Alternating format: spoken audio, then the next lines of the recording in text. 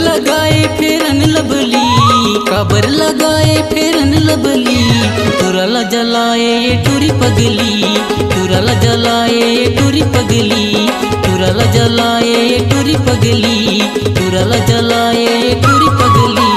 कतको लगाए फेरन लवली, कतको लगाए फेरन लवली, तुरला जलाए ये टूरी पगली, तुरला जलाए ये टूरी पगली, तुरला जलाए ये टूरी पगली, तुरला जलाए ये टूरी पगली।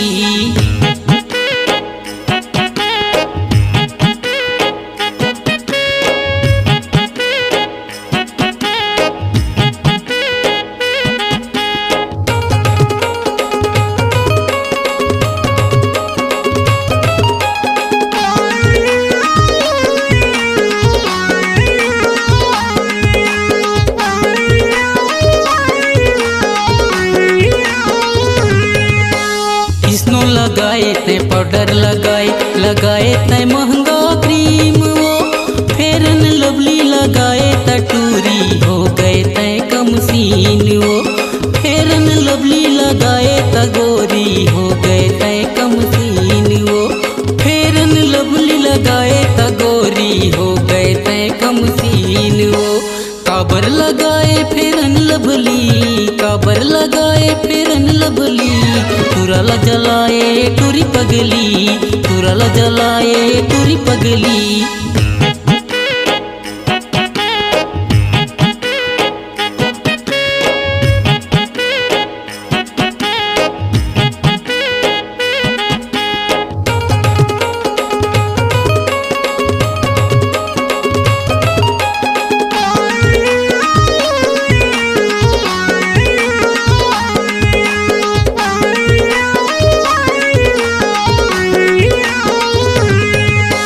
ब्यूटी पार्लर में गए तब भोले रही थे चेहरा उदास वो, ब्यूटी पार्लर में गए तब भोले रही थे चेहरा उदास वो, जब ले फेरन लवली लपाए चेहरा में आगे निखार वो, जब ले फेरन लवली लपाए चेहरा में आगे निखार वो।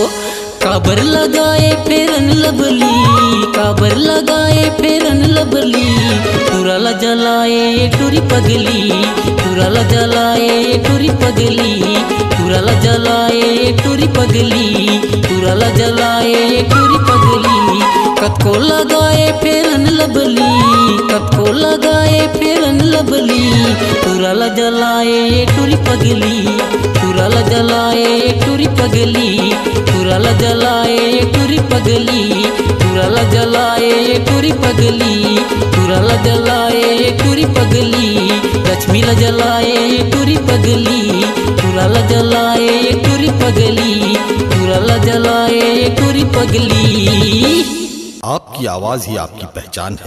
यदि आप अपनी आवाज को एक नया आयाम देना चाहते हैं तो चले आइए मल्टी ट्रैक डिजिटल रिकॉर्डिंग के लिए AVM audio video studio Khamtarai Raipur. Mobile number 9301523929 और 7869646201। यदि आप नए एवं पुराने गीत सुनना चाहते हैं तो avmgana.com में जाकर गाना फ्री डाउनलोड करें और YouTube चैनल में AVM गाना और KK कैसेट्स को सब्सक्राइब करें।